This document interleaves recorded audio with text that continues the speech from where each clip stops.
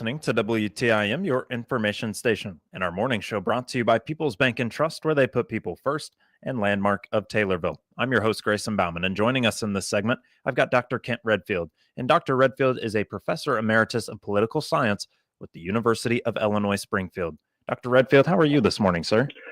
Just fine. Well, I'm glad to hear it because we've got a loaded slate in which we want to talk about today, and something that's, I don't know, I would say it's making its rounds right now on the national stage, let alone here in the state of Illinois. And it's about congressional maps, the redistricting and the redrawing of them.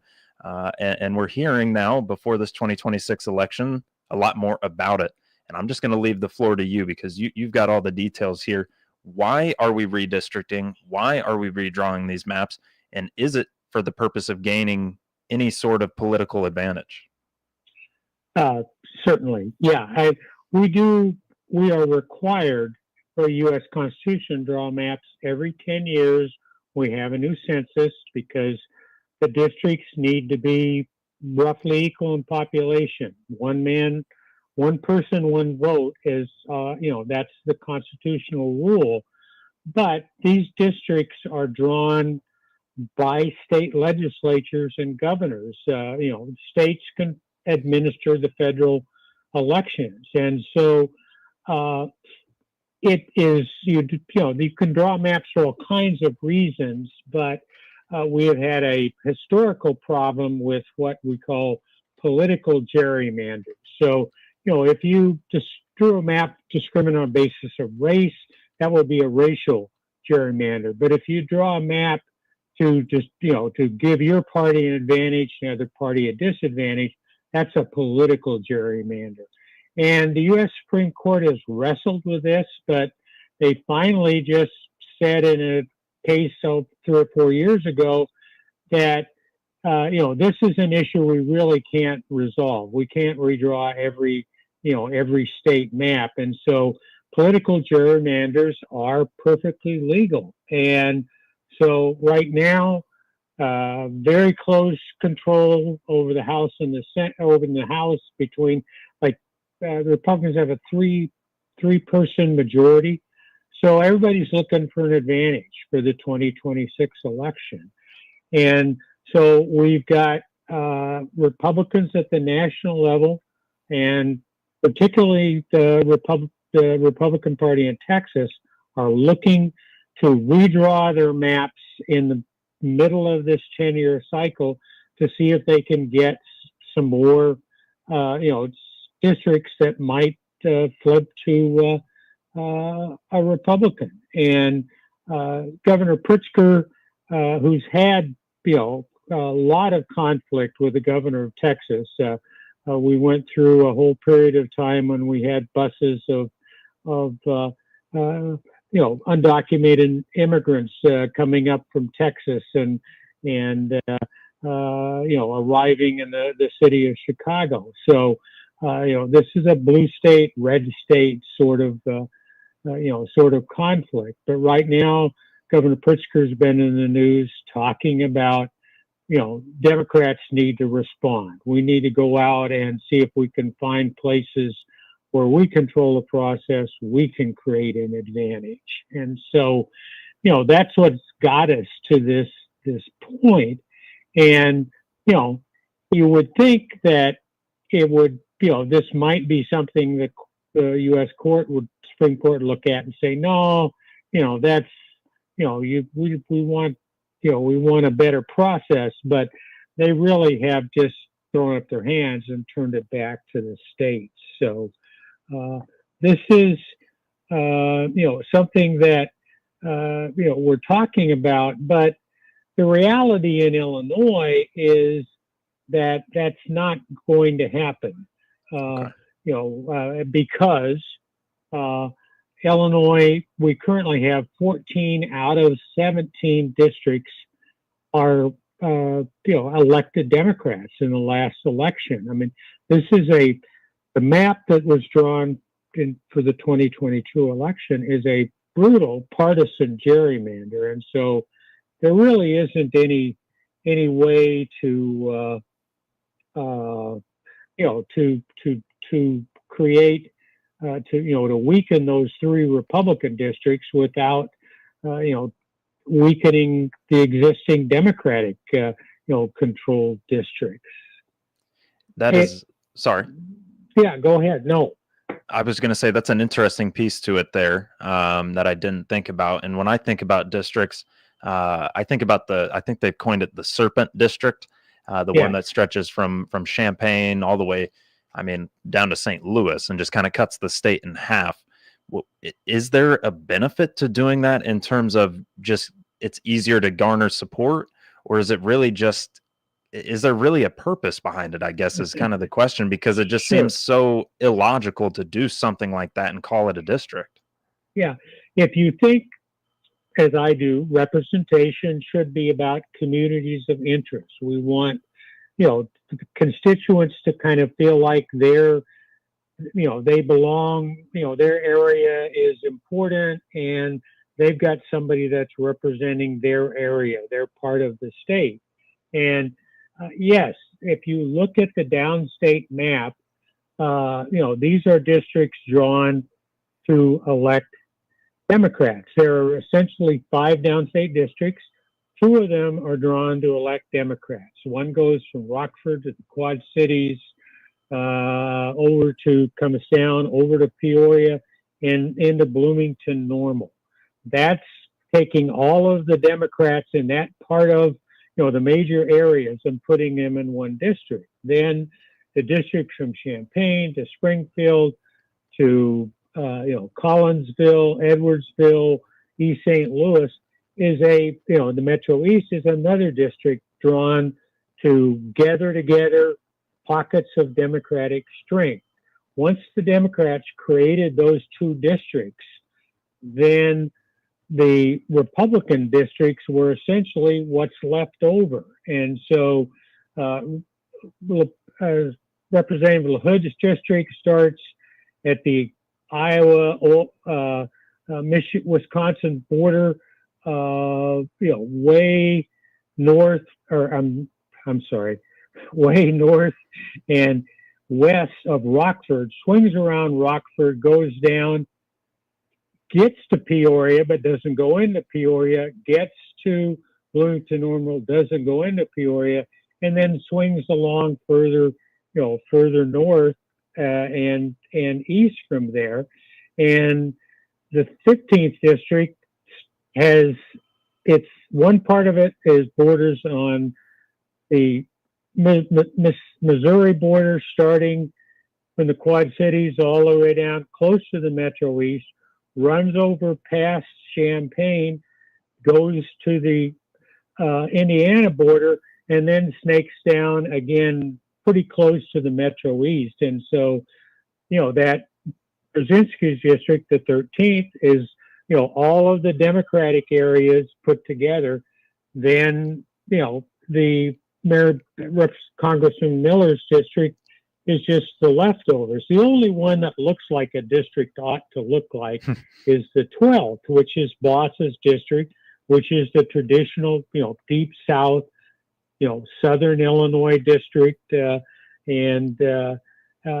it is all about partisan advantage. It does not, it's very difficult to represent these kinds of districts because they're spread out geographically, and then they're really doesn't make the voters the Quad City voters are a long way from the voters close to the Metro East, and yet some of those voters are in Congressman Miller's district. So it's not a good way to do things, but it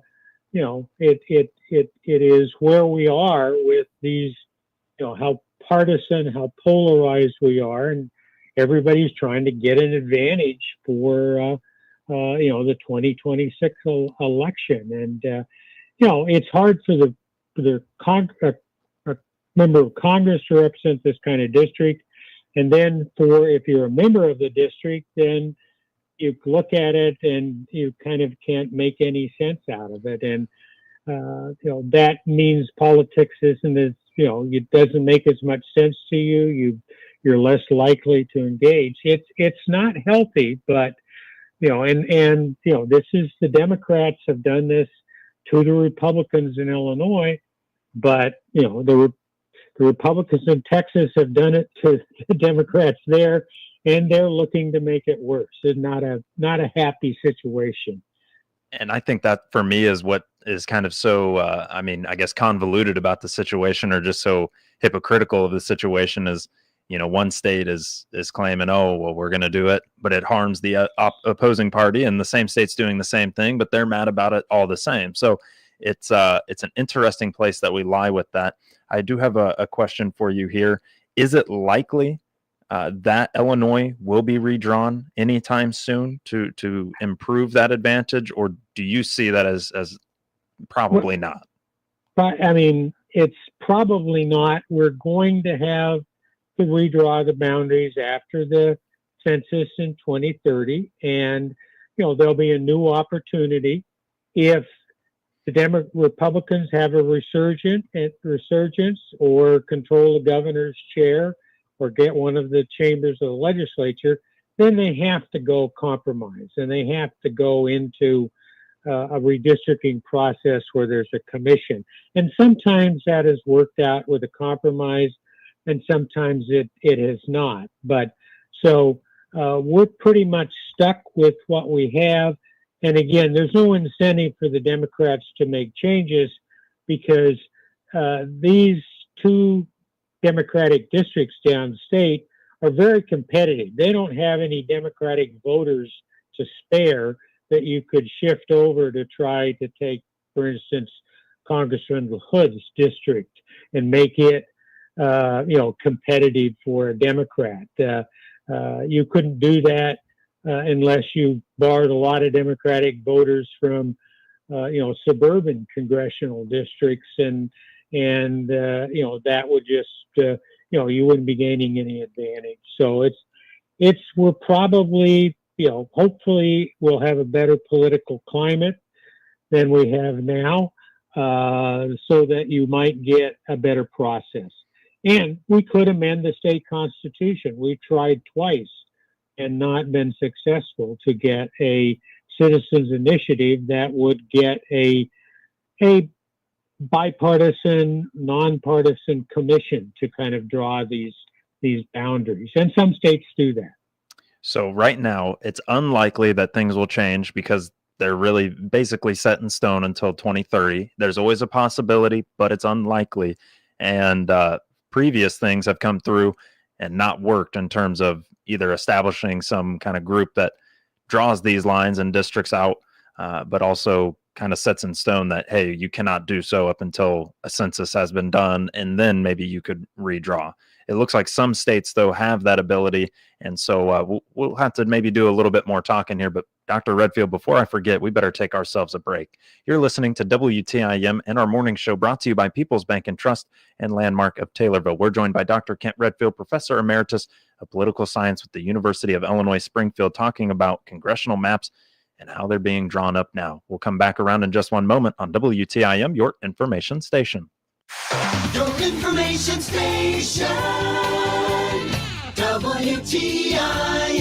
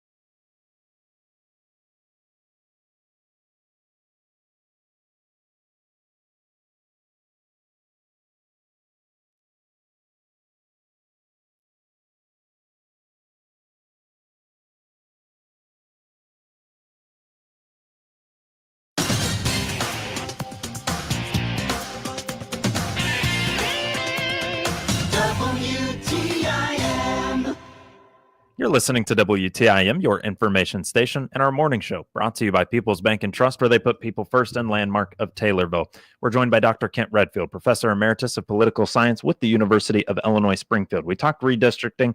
Now we want to talk about the Illinois U.S. Senate race with just a little bit of time here. Dr. Redfield, what are you kind of thinking so far? What are you kind of picking up on so far as we're still a little ways away? Well, right now you've got three, announced challengers, lieutenant governor and two members of Congress.